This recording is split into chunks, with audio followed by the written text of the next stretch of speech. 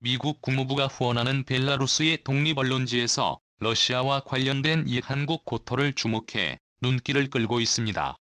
한국이 녹던도와 동시에 1860년까지 우스리현 크라이라는 지역에 대한 소유권도 가지고 있다고 밝히면서 일본의 쿠릴 열도 심지어는 사할린에 대한 영유권까지 서구 언론 미국 국무부에서 정보와 자금을 받는 주요 언론사들로부터 언급되고 있습니다. 국토전략기기 우크라이나 침공 사태가 절정에 달하던 지난 2주 전 미국 국무부가 영국 정부 등 서방 정보기관으로부터 정보를 받은 벨라루스의 언론사별 사태 TV에서는 한국인들도 생소한 높은 도와 같은 한국과 러시아 간 미해결된 영토에 대해 집중 조명했습니다. 벨사이트넷은 보도를 내보내면서 세계 각국 그중에서도 일본과 한국 등 러시아와 영토 분쟁이 있는 지역들에 대해서 소개했습니다. 이들 지역을 우크라이나의 크림 반도에 비교를 하며 보고서 형식의 글을 실은 것인데요. 생소한 벨라루스의 언론사는 벨라루스의 친러시아 집권 여당으로부터 박해를 받고 있는 상황이며 무엇보다 미국 국무부 등 주요 서방 정보기관으로부터 후원과 보호를 받는 언론사라는 점입니다. 즉 언론기관에서 보도하는 보도나 보고서 논평 등이 서방 측의 러시아에 대한 아젠다와 미래계획 등이 반영될 수 있는 것입니다. 놀라운 점은 이 언론사에서 한국인들도 생소한 녹던도 그리고 우스리온 크라이라는 지역에 대해서 한국 측에 영유권이 있다고 주장한 것입니다. 벨사이트 TV에서는 아제르바이잔은 다게스탄 지역에 대해 러시아와 분쟁이 있고 조지아는 아파지야와 나무세티아, 카자흐스탄은 석유와 천연가스가 많이 매장된 카스피해 일대가 러시아와 갈등을 빚고 있고 한국은 높은 도 그리고 우스리현 크라이 지방에 대해서 소유권을 가지고 있다고 보도했습니다. 리투아니아, 라트비아, 몽골, 노르웨이, 핀란드, 에스토니아 그리고 마지막으로 일본을 소개했습니다. 그럼 어떻게 상황이 돌아가는지 살펴봅니다. 첫 번째, 일본과 러시아의 영토 갈등. 일본은 가장 유명한 러시아와의 영유권 분쟁의 이슈가 있으며 남쿠릴 열도의 4개 섬인 이투르프 그나시를 시코탄, 하보마이 군도 이렇게 4개의 지역에 대해서 양국의 분쟁이 있고 심지어는 사할린 섬에 대한 영유권까지 일본이 주장하고 있다고 말하고 있습니다.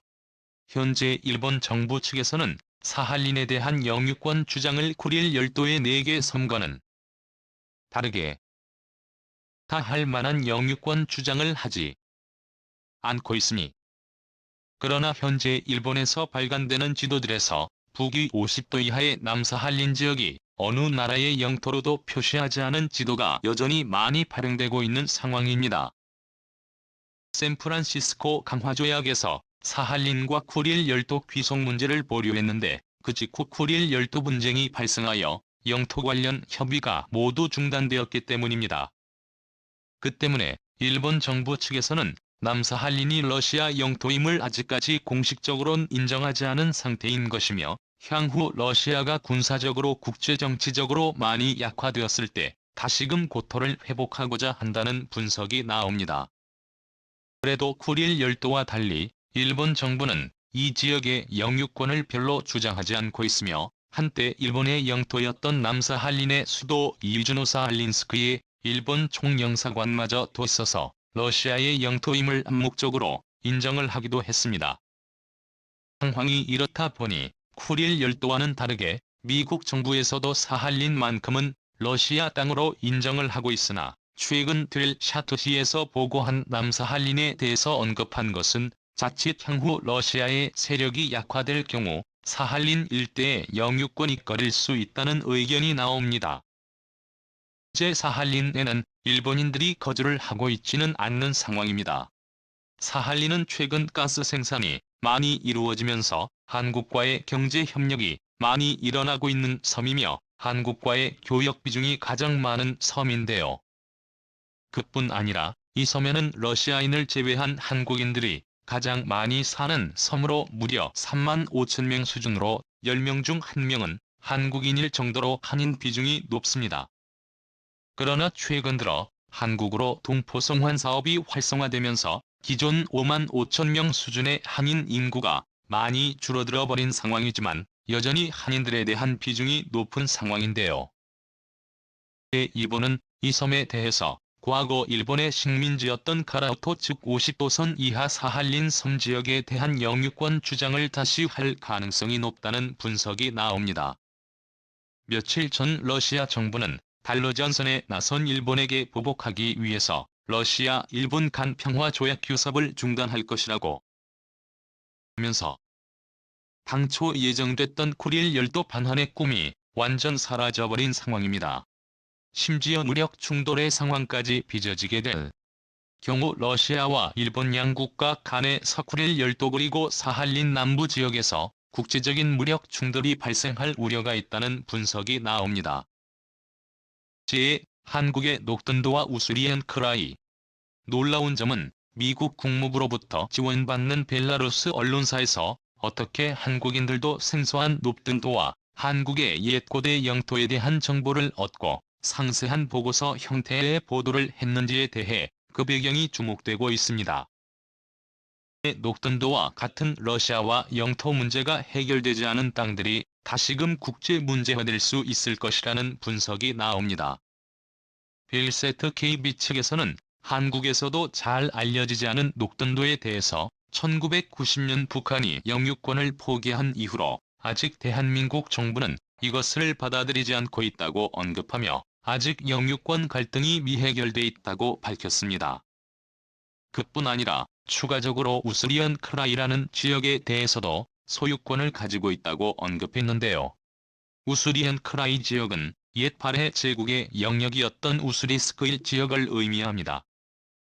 시대의 행정구역인 솔빈부가 있던 곳으로 근대기까지 한민족이 많이 거주하다가 고려인들의 강제 이주가 시작된 지역입니다.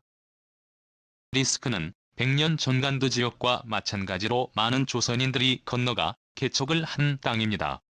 이 때문에 연해주 지방에서 가장 비옥한 땅으로 드넓은 평야지대가 있어 한국의 부족한 농경지를 보완할 수 있는 땅으로 평가되어 지금도 한국의 많은 영농법인들이 많이 진출해 농사를 짓고 있습니다. 리스크의 일대는 함카호라는 동북아시아 최대 민물 호수와 드넓은 평야지대가 있어서 만약 이곳이 한국의 영토였다면 한국의 식량 생산을 담당하는 최대의 곡창지대가 됐을 것이라는 분석이 나옵니다. 더욱이 과거 이곳은 사방이 뻥 뚫린 만주와는 다르게 산악지대를 고립되고 호수로 차단돼 있어서 많은 조선인들이 건너가 양반들이나 조정 청나라의 간섭을 받지 않고 광활한 농경지를 읽을 수 있었습니다. 현재 한국인의 민족주의 단체들에서는 만주 지방뿐 아니라 연해주 지방의 영토를 회복해야 한다고 주장을 하고 있으나 그동안 한러 관계가 매우 좋았기 때문에 연해주 지방에 대해서 고토 회복론이 언급된 적은 거의 없었습니다. 하지만 이번 우크라이나 사태를 계기로 오히려 해외에서 한국의 옛 고토들에 대한 언급이 나오기 시작하면서 러시아와 관련된 한국의 옛 고토들이 다시금 조명받고 있습니다. 세 번째, 러시아의 동거를 독립시키려는 서방. 현재 서방 진영에서는 러시아 동부 블라디보스토크과 사할린 쿠릴 일대의 러시아 연해주 지방을 분리 독립시키고자 하는 움직임이 있습니다. 호주 싱크탱크로의 연구소에서는 최근 극동 러시아 지방에서 민주주의 시위가 일어나고 있으며 반푸틴 반모스크바 정서가 일어나고 있다고 언급하며 조만간 연해주에서 극동 러시아 지방이 분리 독립할 가능성이 있을 것이라는 보고서를 내놓았습니다. 심지어 극동 러시아 주민들은 러시아 모스크바 정부의 통치를 받느니 차라리 일본 정부의 통치를 받는 게 좋겠다고 시위를 할 정도로 반정부 성향이 강한 상황입니다. 개발이 너무 정체돼 있어 취업할 곳이 없고 청년들의 미래가 없기 때문에 불만이 폭발한 것입니다. 때문에 부랴부랴 푸틴 정부에서는 주기적으로 동방경제 포럼을 개최해서 한국, 일본, 중국 등의 투자를 바라고 있는 상황입니다. 그동안 러시아는 가장 경제력이 센 일본을 러시아의 극동 개발을 매우 바람직한 파트너십으로 여겼으나 영토 갈등 문제가 있어 2018년경 푸틴과 아베 정권은 두 개의 섬을 반환하는 조건으로 평화협정을 맺으려 하였습니다. 하지만 2012년 우크라이나 침공 사태가 일어나면서 며칠 전 러시아 측에서는 이 협정 진행을 파기하였습니다. 그러나 최근 극동지방 러시아 주민들의 민심이 심상치 않게 돌아가기 시작하면서 극동 러시아 지방이 일본이나 한국 혹은 서방의 지원을 받는 독립적인 정부가 수립될 수 있을 것이란 관측이 나옵니다. 한국은 러시아에 우호적인 스탠스를 취하고 있으나 최근 급속하게 러시아에 대한 세계적인 압박이 심화되면서 극동 러시아 지방에 새로운 변화의 조짐이 생기고 있습니다. 때문에 일각에서는 한국이 만주 땅을 되찾는 것보다 녹던도 우스리스크 일대의 발해 옛고토 등을 되찾는 게 더욱 빠를 수 있을 것이란 관측이 나옵니다. 놀랍게도 극동 러시아 지방 주민들도 차라리 일본의 통치를 받는 것이 나을 것이라는 시위 구호가 나왔을 정도로 타국에 의한 통치를 받더라도 민주주의적이고 경제적 번영을 더욱 원하는 상황이라는 것입니다. 일본은 반러시아 기조로 확실하고 적극적인 고토 수복의 입장을 취하는 상황이지만 한국의 경우는 그동안 러시아와 좋은 관계를 가져왔기 때문에 매우 조심스러운 입장이 사실입니다. 과연 한국은 러시아와의 관계를 잘 유지하고 고토를 회복할 수 있을까요? 시청해주셔서 감사합니다.